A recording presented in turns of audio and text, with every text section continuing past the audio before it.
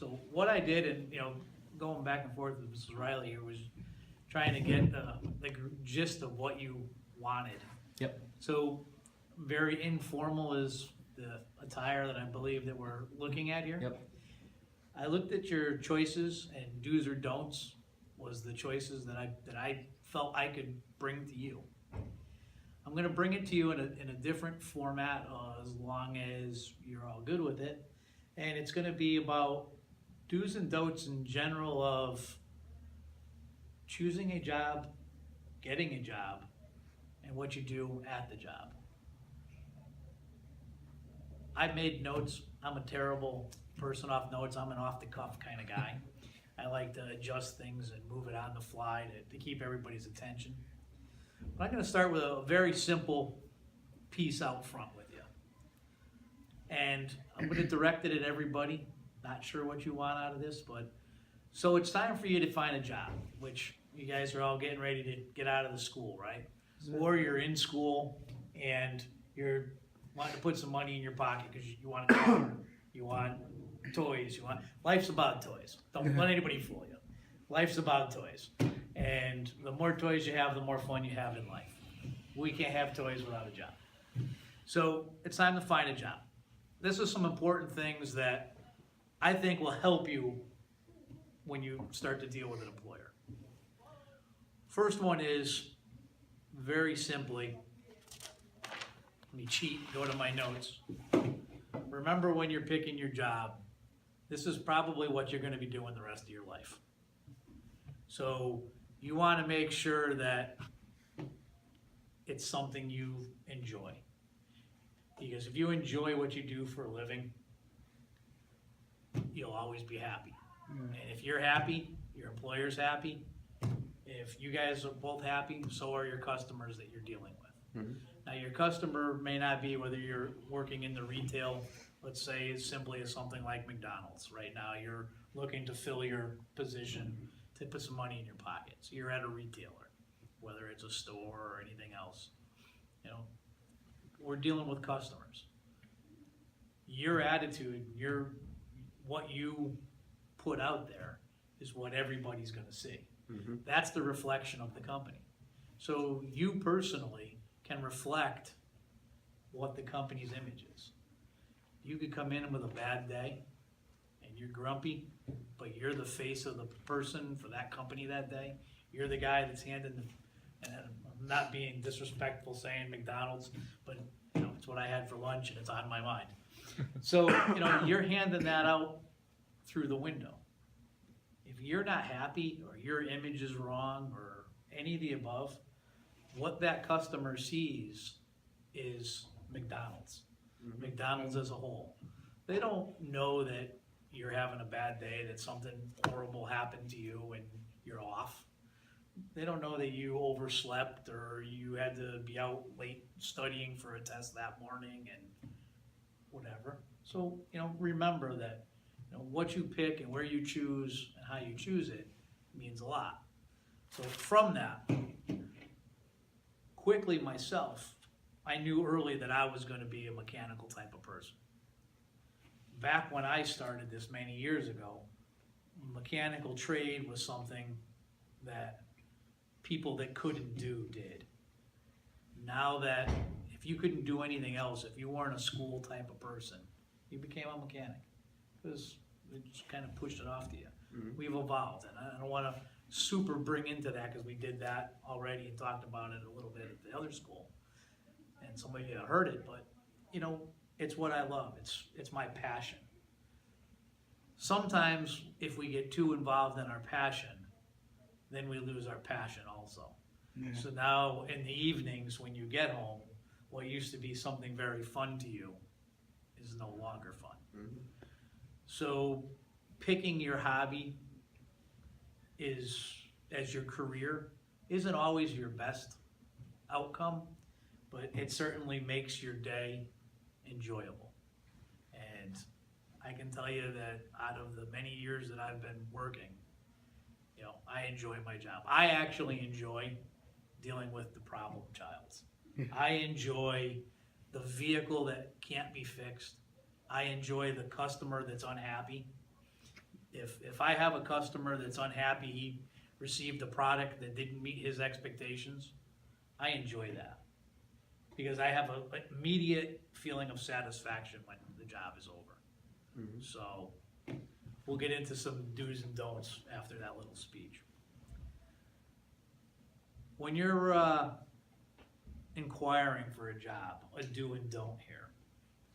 If you're inquiring for a job that you've seen posted on the internet, in the newspaper, or something else, and you're walking in to get an application, be prepared as if you were walking in for an interview. Because that person is handing out the application, might be the person you're going to interview with. Mm-hmm.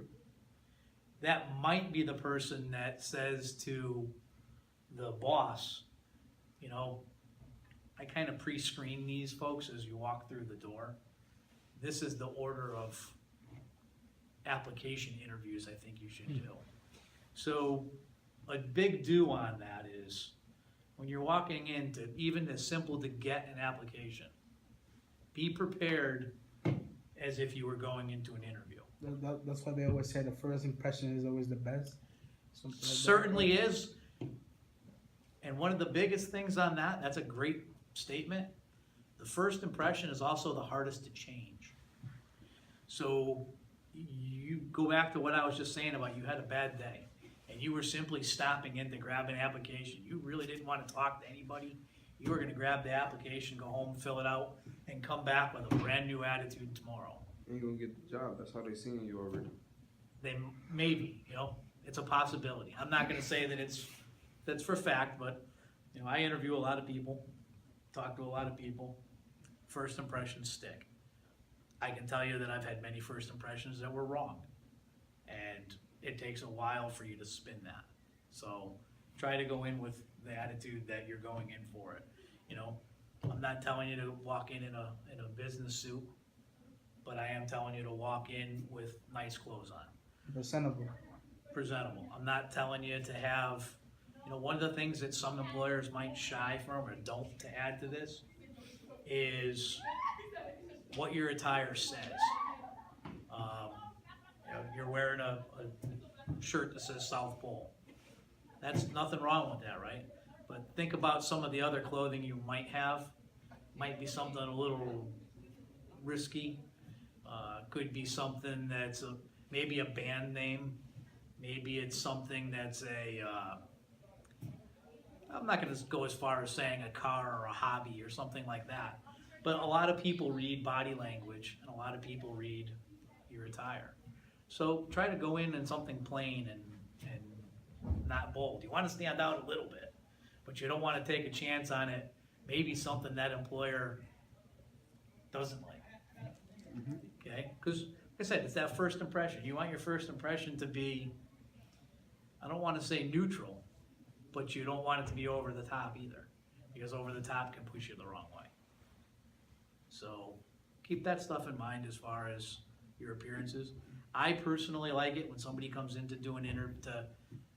Well, I may not be the person giving out an application, but I might be at that particular time. Today I had brought a couple. So if I was the person giving you an application and you were coming in expecting it, and I said to you right away, oh, you know what? I've got 10 minutes. Why don't we sit down? Yeah. Are you prepared for that? No, but So- you're gonna have to take that risk if you really want it. Got to take that risk, exactly.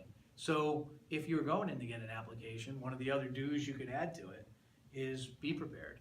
Mm-hmm. Have a small resume with you. I like simple one-page resumes. Something that tells me who you are, where you're from, what you like, what's your toys, your hobbies, what do you do when you're not at work with me? Because I want to know that you're having fun, that you're going to come in happy. So do you have hobbies? So simple hobbies, maybe your favorite TV show. At your ages, it tells me a little bit of something about you. I have an application process for my program that's 50 questions that we ask everybody. And some of the simple things are, what is your favorite TV show? And, What's your favorite activity that you do every year you look forward to with your family? Is it you go camping? Christmas. Is it Christmas? And I'm gonna say, well, why is it Christmas? I enjoy getting my family all together. Yeah. You know, maybe you're a Boy Scout or an Eagle Scout or something. All those things tell us, maybe you're a football player or a baseball player. That tells me you're a team player. So if you give me a little bit of information, it tells me a lot without you even knowing it. So simple little resume, what you like, how you relate to that job. So that if it was, let's go back to McDonald's. If you were going into McDonald's to apply for something, you know, I'm a people person. Okay? You tell me you're a people person and I'm looking at giving you a counter job, right away I'm curious. Now I'm gonna try to figure out a way to find out if you're a people person. I'm gonna ask you questions that are gonna lead me into that.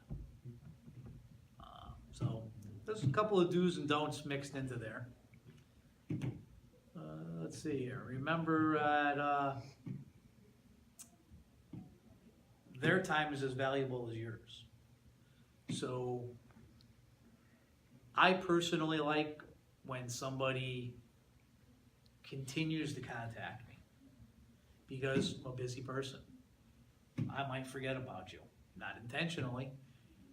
A program as simple as mine, I only hire once a year. Well, let's say you're starting to lead into this and you really like the program.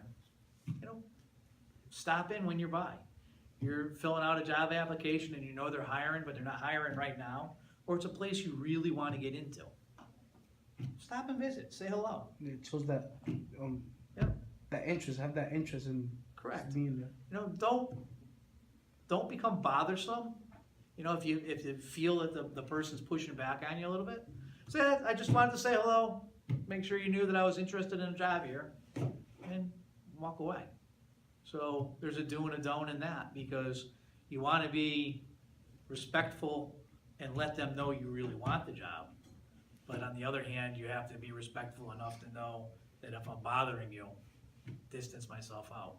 Or you could even ask, am I bothering you by stopping in? Is it okay if I keep stopping in? I want you to see my face.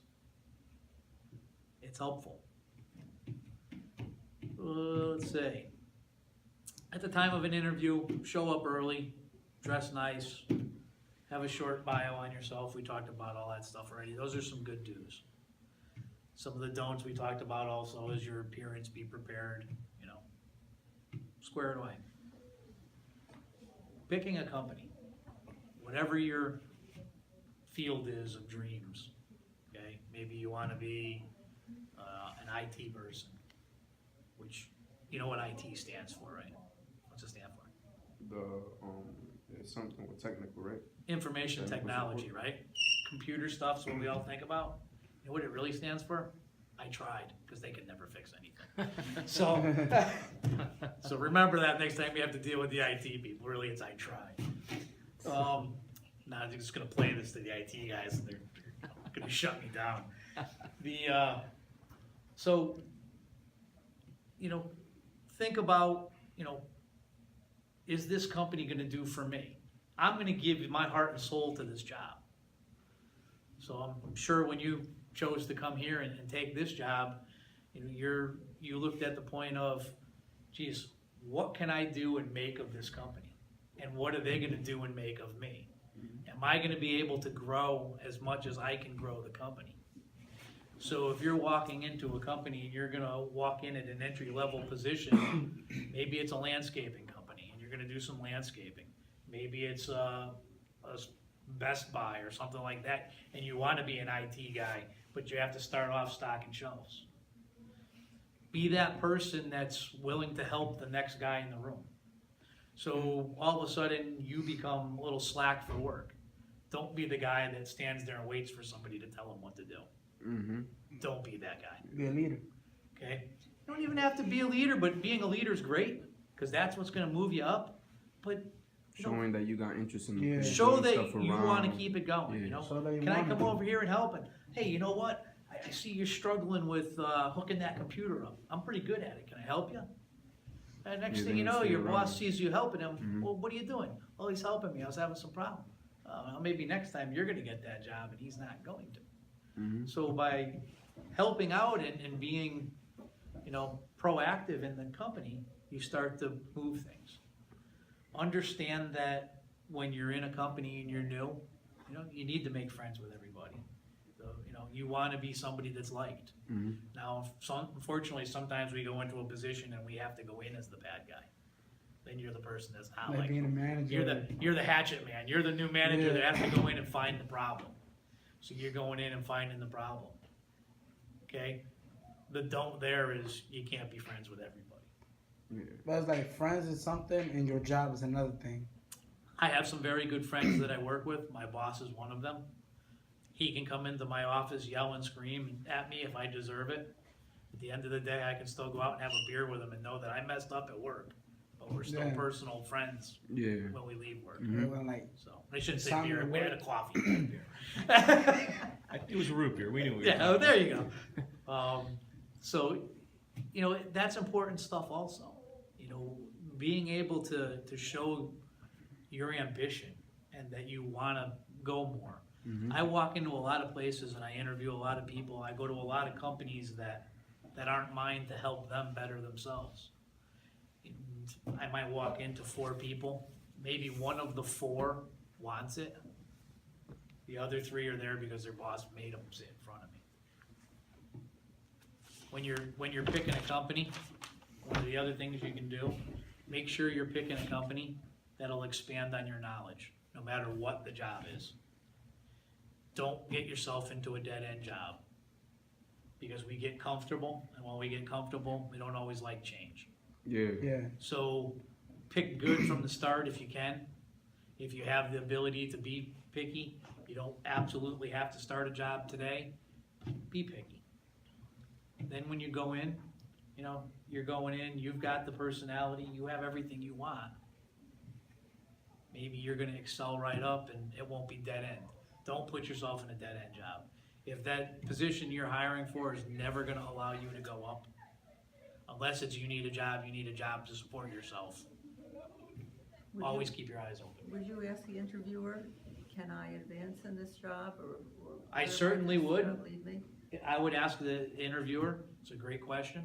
I would say, can I move forward? Is there opportunity for advancement from this position? Yeah. If I come in here and I excel as a stockman, can I become a salesman? Can I become an office manager?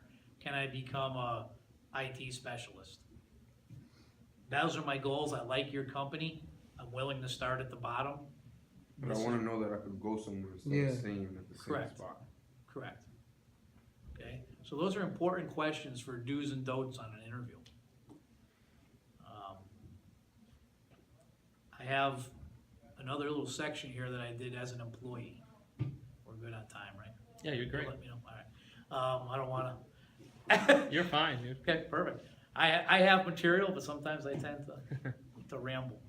So, as an employee, we just talked about it for a couple of seconds, but be on time.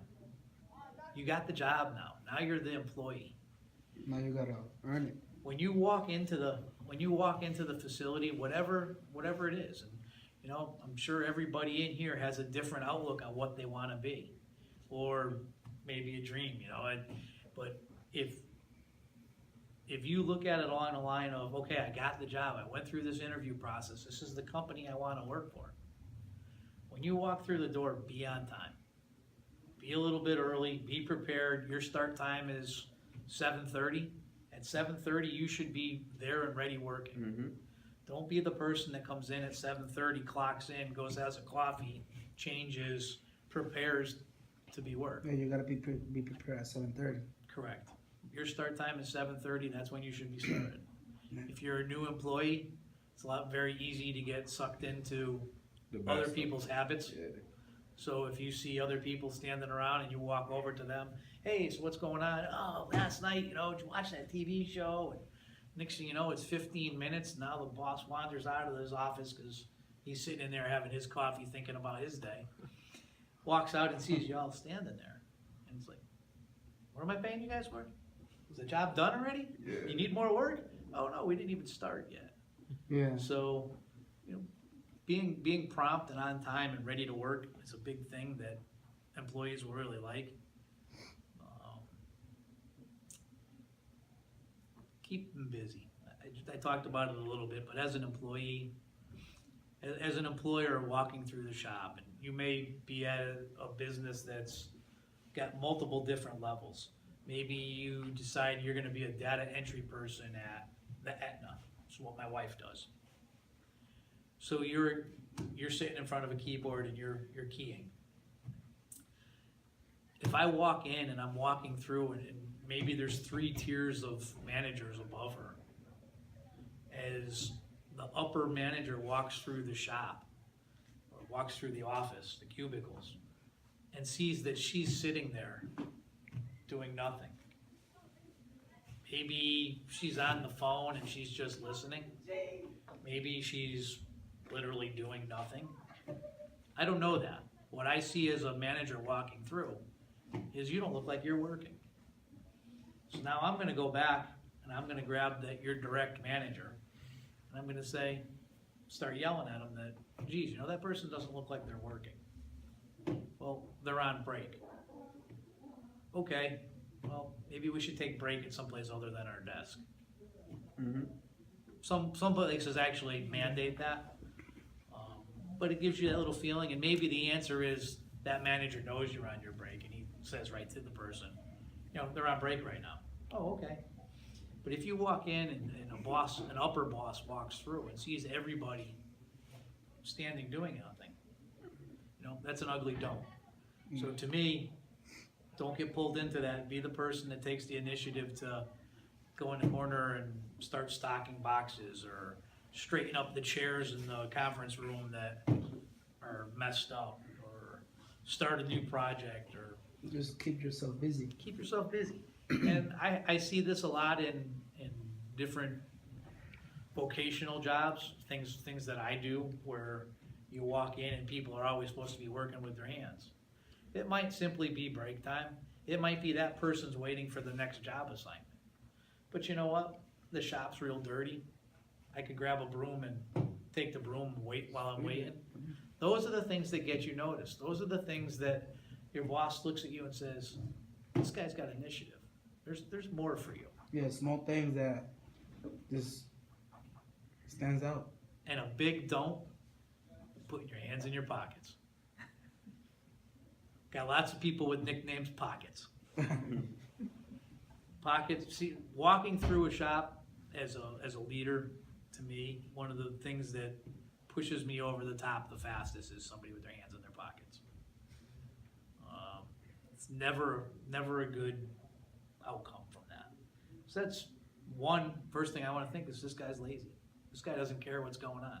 Mm-hmm. If he cared enough, he'd be doing something different. So don't become Pockets. I actually have that listed as don't become Bolded. Pockets. Help others out, as I was saying before. That's a great deal. The more that you can do with others, the better it'll make it.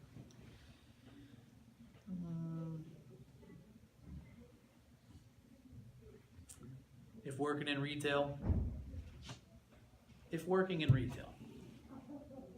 that can be a very tricky job. Now retail, we can take any side of this coin, and you're probably all gonna start out in retail at some point. Whether it's Mickey D's, whether it's a big box store, whether it's a supermarket, something. There's always a job for us at entry level. We're always starting out as the guy in the back cutting cartons open, unloading trucks. It's where we start out in life. Nobody starts out as a vice principal or as a vice president or something that, unless you guys got super You gotta skills. start from the bottom. Cause say, you got skills, man, let me know. I'll find a place for you. We have people in our facility. I have right now in my program, the owner's son. The owner's son is a Notre Dame graduate, and he is starting at dead bottom coming through my training program before he moves into a job in the family business. The owner that's the owner now, when I started there, he was a bus washer. He washed buses. He owns the company now. That's motivation, right? That's some motivation, huh? That was what he wanted it bad. I've seen people that have come through our company from bus washers, somebody scrubbing the side of a bus in third shift. It's probably the lousiest job you could ever get in your life, but it pays a bill. Puts money in your pocket so you can get the toys. Mm-hmm. I've seen people go from bus washers to being managers in my company. And there's a lot of companies out there that are like that. They take and they want to promote from within because, one, they have faith in you, they have respect in you, and they know your love for the company. And they know you can do it. They know you can do it. And they know that you know all processes down below too. And you know, Most companies nowadays prefer to promote from within. Unless it's a headhunter job. And they'll understand the system. exactly. They understand the systems. You understand all the different procedures, how they should be done, who's the boss, what the outcome is that you want. So being able to prepare yourself to work up through in the retail, but on the retail, some of the do's and don'ts. We talked about it at the beginning, you're the face of that company right now. Somebody comes in and has a problem, they're coming in upset. Have you ever dealt with a problem, you bought a brand new phone or some brand new product and it didn't work? You're aggravated, right? You just spent your hard-earned money for this product. Now what do? You go into the store and first thing you want to do is yell at somebody. Yeah. Because yelling at you makes you feel better, all right? It lets you vent. So you have to be the bigger person and allow them to vent at you. That's part of your job, is the position in retail that you're at, if you're at a counter. So you have to let that person vent. You have to put yourself in their shoes and say, if this just happened to me, how would I want to be treated? Would I want to be able to do everything I could to make this person happy? And maybe the only thing that you can do to make that person happy is listen to them and let them vent. And when they're all done and they finally calm down, you say, ma'am, sir, I'm not the person to handle this situation, but I will go get them and inform them of everything you just told me. I used to work in a retail shop. People used to lie. People just really picky about some things. Coffee shops, man. Some people, these fancy coffees, and some people are paying large money for like a Starbucks where it's a vanilla frosty chocolate mocha dip with a side of this. You know, I mean, I listen to. I'm not a fancy guy. I have no idea what they're talking about. But I listen to somebody name off 6 or 7 things for their coffee. Pretty easy to mix that up, right? Now I just paid $9 for this coffee, and it's not what I wanted. I'm probably throwing it at you. So yeah, I mean, just being able to listen is like, you know what? It's in my power to make that person's problem go away. You know the product is broken, and you have the power to fix it. You fix it, and you make that person happy, because you know what's going to happen? The person's going to come back. That person's going to say, you know what? Bob's Donut Shop was the best place I've ever shopped. You guys ought to try it. That makes big differences. Mm-hmm. And tell you what, you start getting to a point like that where people are listening to that, then all of a sudden business becomes pretty good, and your boss is going to know who's drawing the business. You want people to come back. You want people to come back. Exactly. We can't survive on a one-time sale. Yeah. We want people to come back time after time after time. Why do you think your cell phones are only good for 2 years? Because they want you to come back. Yeah. You know, there's software in there that makes the battery die at 2 year and 1 day. You know, battery's no good anymore, and I want you to come back. And if you are happy with me as a carrier, you're coming back. So those are important things. Those are things that you can look at when you put yourself in that scenario. And just, you know, be known, you're going to have cranky customers in the retail world. Very seldom do you have happy customers. Like, the happy customers just never seem to tell you they're happy. They tell other people they're happy, but they never seem to tell you. That proverbial pat on the back, and you know, one of the challenges in your generation, and I'm not picking at you, but you guys have always been trophy people. When you were in a sports team and you were young, whether you won or lost, you were given a trophy. Mm-hmm. You were, you know, a lot of things, you didn't have to fix things. Most of the things in your world were throwaway. So it's a different generation. So you need to understand that when you start dealing with different generations, there's a cultural shock difference. And your boss may not understand that, or the retail customer coming to you may not understand that. So, you know, hopefully, you know, the world will change and adjust as it has for every generation before. We've had plenty of changes. And I'm gonna say probably the next big and keynote that I have, you know, is for don't get stuck in a job you don't like. Yeah. Pick your, if you have the ability and you're not forced into the limelight of having to become a moneymaker, You want to be happy to go to job. you want to like your You want to job. wake up in the morning and be like, oh, I'm going there, instead of just. Like, Well, I'll tell you what, when you find that job that you're that happy, give me a call. I want to try it too. I mean, I love my job, but I don't know if I jump out of bed in the morning and go, yeah. Not like that. Not like that. Not like that. Like you like, so I'm going to work, so you know you're happy that you're going back. You feel me? Like Think about a professional ball player. You know, that guy's got to have the best job in the world. Yeah. But at some point in time, It they gets boring. forget it. Yeah, they forget it. You know, they're making millions of dollars to throw up there and throw a pitch. But are they doing it for the money now, or are they doing it because they still love it? So, you know, find that job that you really love. And pick that.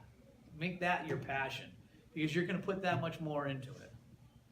A recap on another thing is, you know, make sure you find the job that's going to continue to train you. Don't put yourself into a company, not a job, let me rephrase. Put yourself into a company that's going to continue your education.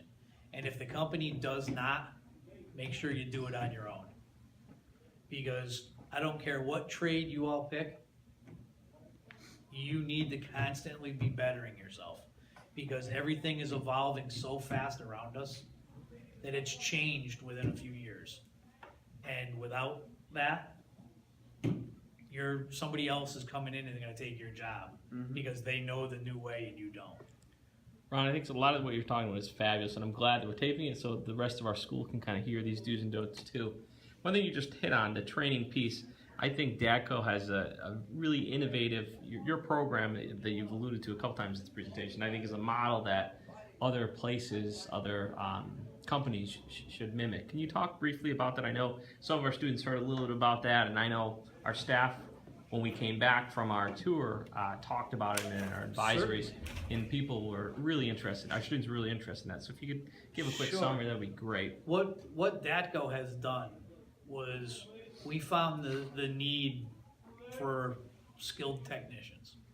So for repair technicians, whether you want to call it automotive, whether you want to call it diesel, whether you want to call it refrigeration, technicians, people that work with their hands, skilled trades. We've found that there is not an overabundance of this anymore. When I was your age and in high school, I was in an industrial arts shop in my school for probably 5 of the 7 periods of the day. And that's what I learned. A lot of those shops have gone away. So people aren't learning it at an early age. First question I always ask somebody that comes to my program, what was the first thing that you fixed? A lot of them are saying their cars. So that means they haven't touched anything until they were 16. So we decided that we were going to start our own apprenticeship program. We have a school at Daatco that we take and we pay the student to come to school. We do that for a reason of we don't want you to have a second job. We want your whole focus to be school. Daatco. When you leave school at the end of the day, the only thing I want you thinking about is what did I learn today and how can I be better at what I learned? Yep. Okay, so we started this program. It's a paid program. It's a 1-year, full-time, 40-hour-a-week program. So you come to school for 40 hours a week, for 1 entire year, and you learn everything from safety to how to complete 100 job tasks. The program is based around 100 job tasks. Could be changing a tire, doing brakes, ball joints, shock replacement, oil changes, preventive maintenance, exhaust work, seat repair, glass work, body work, welding. It can go on and on and on for 100 of them. I focus on these 100 job tasks. When I let you out after that first year, I sprinkle you throughout our shops. We've got about 24 shops, I think, right now, throughout Connecticut, Massachusetts, and Rhode Island. I'll put you in a shop for 3 weeks, pull you out, move you somewhere else for 3 weeks.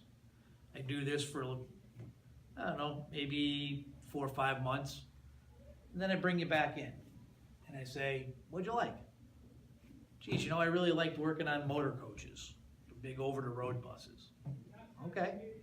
You know what? I talked with the foreman of that shop. Foreman thought you were really good at it. We should probably put you in there. You come in and say, I really like refrigeration.